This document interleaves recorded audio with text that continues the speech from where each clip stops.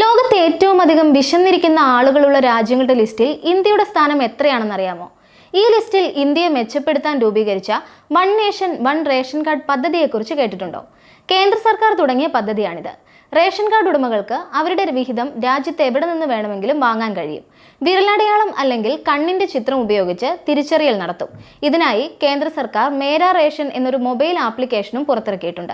സംസ്ഥാനം മാറിപ്പോയാലും റേഷൻ വാങ്ങാൻ സാധിക്കുന്നത് വഴി വിതരണത്തിലെ തട്ടിപ്പുകൾ കുറയുമെന്നും 2030ഓടെ ഇന്ത്യയിലെ ദാരിദ്ര്യം ഇല്ലാതാക്കുമെന്നുമാണ് സർക്കാർ അവകാശപ്പെടുന്നത്. ഗ്ലോബൽ ഹങ്കർ ഇൻഡെക്സിൽ 2024 കണക്കനുസരിച്ച് ഇന്ത്യ 105-ാം സ്ഥാനത്താണുള്ളത്. ഇത് മെച്ചപ്പെടുത്താൻ ഈ പദ്ധതിക്ക് സാധിക്കുമെന്നാണ് സർക്കാർ വിശ്വസിക്കുന്നത്. സംസ്ഥാനങ്ങളുടെ പരസ്പര ബന്ധം ഉയർത്തുക എന്നതും ട്രാൻസ്പെറന്റായി വിതരണം നടത്തുന്നത് വഴി വ്യാജ റേഷൻ കാർഡുകൾ തടയാൻ കഴിയുന്നതും പദ്ധതിയുടെ ഗുണങ്ങളാണ്. സംസ്ഥാനങ്ങളും കേന്ദ്രഭരണ പ്രദേശങ്ങളും ഈ പദ്ധതിക്ക് വേണ്ടി ഒരുമിച്ചാണ് പ്രവർത്തിക്കുന്നത്. ചുരുക്കത്തിൽ പറഞ്ഞാൽ ഈ പദ്ധതി എന്നത് മുഴുവൻ ജനങ്ങൾക്കും ഭക്ഷണം ഉറപ്പാക്കാനുള്ള ഒരു നല്ല ഇനിഷ്യേറ്റീവാണ്. കൂടുതൽ ഇൻഫോർമേറ്റീവ് കണ്ടന്റുകൾക്കായി ജനഹിതം 24/7 ഫോളോ ചെയ്യൂ.